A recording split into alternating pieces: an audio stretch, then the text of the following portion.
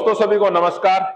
दोस्तों कल का दिन यानी 17 अक्टूबर हरियाणा के युवाओं के लिए बड़ा तोहफा लेके आया। इसमें हरियाणा के लगभग 25,000 युवाओं को सरकारी नौकरी मिली और इसका जो श्रेय जाएगा वो हमारे नए जो सीएम बने हैं नायब सिंह सैनी। तो मैं सरकार का धन्यवाद करता हूं क्योंकि उन्होंने जो अपना वादा किया था कि जिस दिन मैं शपथ लूंगा उसी दिन 25,000 युवाओं को नौकरी दे दी जाएगी। तो मैं हरियाणा के युवाओं की तरफ से सीएम साहब का धन्यवाद करता हूं, लेकिन इनको इस नौकरी के लिए काफी लंबा संघर्ष करना पड़ा क्योंकि ये जो प्रोसेस चला इस प्रोसेस में लगभग 4 साल लग गए। कुछ भर्तियां तो ऐसी थी जो लगभग जिनकी एडवर्टाइजमेंट लगभग 4 साल पहले हुई थी, फिर वो बीच में किसी कारण से रद्द हुई, फिर दोबारा उनके फार्म निकले, फिर दोबारा सीईटी हुआ। तो इस तरह से एक लंबा संघर्ष चला युवाओं का, लेकिन जो सीएम साहब ने वादा किया था वो अपना वादा पूरा किया और 17 अक्टूबर को 25,000 हरियाणा के युवाओं को उन्होंने सरकारी नौकरी का तोहफा दे दिया। लेकिन दोस्तों यहाँ पर कुछ बातें और भी हैं जो दूसरे युवाओं की हैं। ठीक है, आगे जो चलकर नौकरी की लाइन में लगने वाले युवा हैं उनके भी कुछ अपने मुद्दे हैं। वो आने वाली सरकार से कुछ डिमांड करते हैं कि आगे चलकर नौकरियों के अंदर किस तरह का प्रोसेस फॉलो होना चाहिए, क्या चीजें होनी चाहिए कि एक युवा को लगभग 4 या 5 साल तक नौकरी के लिए इंतजार ना करना पड़े। यदि उसका सिलेक्शन होता है तो ठीक है, नहीं तो कोई वो दूसरा ऑप्शन देखे, अपना कोई काम धंधा या इस तरह से देखे। तो इसके लिए मैं सरकार से एक रिक्वेस्ट करना चाहता हूं कि वो 2-3 ये प्रोसेस फॉलो करें ताकि युवाओं के समय की भी बर्बादी ना हो और उनको अगर नौकरी में सिलेक्शन नहीं होता है तो वो आगे चलकर कोई दूसरा ऑप्शन देखें। तो इसके लिए सबसे पहला तो ऑप्शन यही है दोस्तों कि जैसे स्टाफ सिलेक्शन कमीशन एक हर साल अपना कैलेंडर जारी करता है कि हम इतनी वैकेंसीज हैं ये निकालेंगे, पुलिस की या क्लरिकल की या इंस्पेक्टर लेवल की, इस तरह का एसएससी हर साल एक कैलेंडर जारी कर देता है।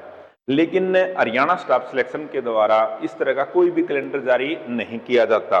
ठीक है, तो पहली तो डिमांड यही है कि आप एक फिक्स कीजिए कि भाई हम जनवरी के अंदर यानी जनवरी या फरवरी जो भी महीना आप डिसाइड करें, जनवरी हो फरवरी हो, या भी मैं तो ये चाहूंगा कि जनवरी के अंदर ही, जनवरी में जैसे ही साल शुरू हो एक आप कैलेंडर जारी कर दीजिए। कैलेंडर में क्या क्या हो कि भाई आने वाले इस 1 साल के अंदर गवर्नमेंट इन पोस्ट के लिए भर्ती करेगी। आगे चलकर वो जो भी डिपार्टमेंट है, पुलिस है, क्लरिकल है, जो एजुकेशन डिपार्टमेंट है, इन सब के लिए वो वैकेंसी वो जारी कर दे। अब आप ये कहोगे कि वैकेंसी ऐसे कैसे पता चलेगा कि भाई कितने वैकेंसी जारी की जाएंगी कौन से डिपार्टमेंट में।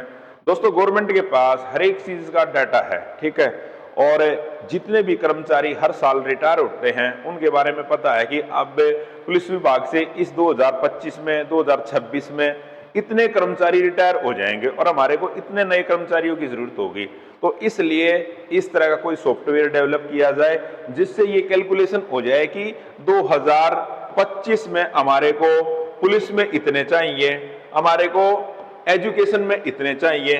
तो अलग अलग डिपार्टमेंटों का डाटा तैयार हो जाए और उसके बाद एक साल का कैलेंडर जारी कर दिया जाए ताकि युवाओं को भी एक मोटिवेशन मिले कि भाई आगे चलकर ये वैकेंसी आने वाली, हम तैयारी करें। ठीक है, एक तो सरकार से हमारी यही रिक्वेस्ट है।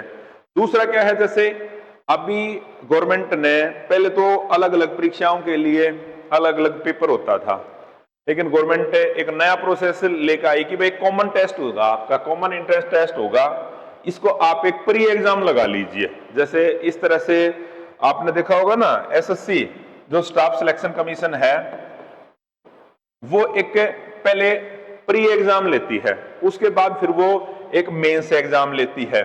इस तरह से ये 2 पार्ट के अंदर पहले आपका प्री एग्जाम हो गया, उसके बाद मेंस, दोनों को मिलाकर आपका सिलेक्शन होता है। ठीक है, अब यहां पर हरियाणा गवर्नमेंट जो HSC Haryana staff selection commission है उसी की तर्ज पर उसी का लगभग फॉलो किया है, अपना कॉमन टेस्ट लेके आए।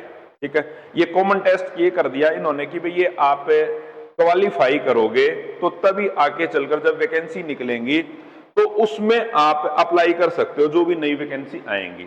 लेकिन दोस्तों यहां पर सबसे बड़ा ड्रॉबैक क्या है सीईटी का, आप ये देखो लास्ट में जो सीईटी हुआ था ये नवंबर 2022 में हुआ था और अब अक्टूबर 2024 आ चुका है, लगभग बीच में ये 2 साल का समय बीत गया, तो बीच में ये सीईटी का एग्जाम नहीं हुआ।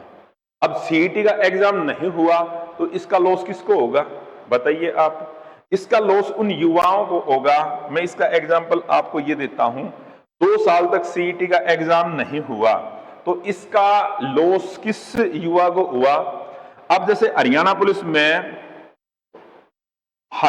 पुलिस के अंदर कांस्टेबल की वैकेंसी निकली और उसमें लगभग ये अभी एडवर्टाइजमेंट हुई थी पीछे, उसका प्रोसेस आगे चलेगा।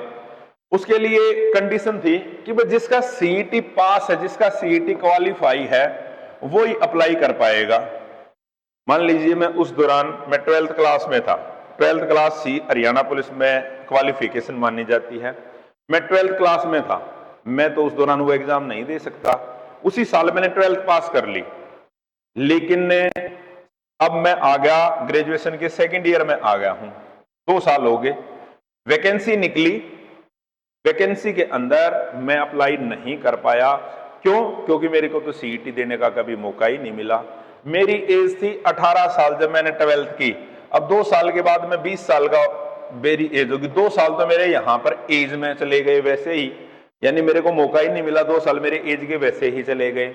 अब आगे चलकर सीईटी होगा तब आगे चलकर वैकेंसी निकलेंगी, उसके बाद मैं फिल कर पाऊंगा। तो लगभग ये आगे चलकर 2 साल और लगा लीजिए इस प्रोसेस में, लगभग उसके 4 साल तो वैसे ही चले गए, 2 साल यहाँ पे 2 साल आगे। ठीक है, तो यानी उनको युवाओं को तो मौका ही नहीं मिला। उनकी गलती क्या थी? या फिर हम ये कह सकते हैं कि भाई 2022 के अंदर जब सीईटी हुआ, कोई बीमार हो गया या किसी कारणवश से फॉर्म अप्लाई नहीं कर पाया, ठीक है, तो अब 2 साल हो गए, यहां पर वो पेपर ही नहीं दे पाया और ये जो वैकेंसी आई इसमें अप्लाई नहीं कर पाया। तो इसके लिए सबसे बड़ी क्या चीज है कि ये क्या होना चाहिए, ये साल में 2 बार होना चाहिए, 2 बार। सीईटी का आपका एग्जाम है, ये 2 बार हो और इसके लिए भी जो डेट है ना वो फिक्स होनी चाहिए। भाई एक डेट आप इसमें फिक्स कर दीजिए, डेट फिक्स हो। जैसे हम अब एस्टेट की बात करते हैं, हम एस्टेट हर साल होता है, एस्टेट हरियाणा गवर्नमेंट में जो टीचर एलिजिबिलिटी टेस्ट है ये हर साल फिक्स है, ये हर साल या तो नवंबर में होगा या दिसंबर के अंदर, इससे लेट नहीं होता। पिछले लगभग 4 या 5 साल से ये इस तरह का प्रोसेस फॉलो हो रहा है, ये बड़ा अच्छा है। इसमें पता चल जाता है कि भाई आपका इसमें एग्जाम होगा। इसी तरह से जो टीचर के लिए सीटेट एग्जाम होता है वो भी साल के अंदर 2 बार होता है, उसका भी पता है कि भाई एक बार तो दिसंबर में होगा, एक बार जून या जुलाई के अंदर होगा, अगर चीजें सामान्य रही तो इसी तरह से ये चीजें फिक्स होनी चाहिए। इसके लिए महीने फिक्स हो जाएं कि भाई एक तो हम जनवरी के अंदर कंडक्ट या तो जून के अंदर कंडक्ट कराएंगे, एक दिसंबर के अंदर कंडक्ट कराएंगे, ठीक है। अब और उसी के बेस पर फिर आगे जो क्वालिफाई करेंगे, वो जो कैलेंडर जारी किया गया है, एक सीईटी हुआ उसके बाद आप ओपन कर दीजिए पोर्टल वैकेंसीज का, ठीक है, और इस प्रोसेस को फुल कीजिए। उसके बाद सेकंड आपने सीईटी लिया, उसके बाद ओपन कर दीजिए। हर एक साल की वैकेंसी का कैलकुलेशन होना चाहिए, कितनी नई क्रिएट हुई, कितने हमारे एम्प्लॉय रिटायर हुए, उनको हमने फिल करना है। तो दोस्तों ये इस तरह का प्रोसेस होना चाहिए ताकि युवाओं का समय बर्बाद ना हो। दूसरी हमारे यहाँ पर जो सबसे बड़ी दिक्कत क्या है कि बहुत सारी जो वैकेंसीज हैं वो कोर्ट केसों में फंस जाती हैं। कई बार तो जो क्वालिफिकेशन है वो ठीक तरह से पब्लिश नहीं होती, फिर लोग उनको चैलेंज करते हैं, फिर वो चैलेंज करने के बाद कोर्ट में चली जाती हैं। इसका मैं एग्जाम्पल आपको देता हूं।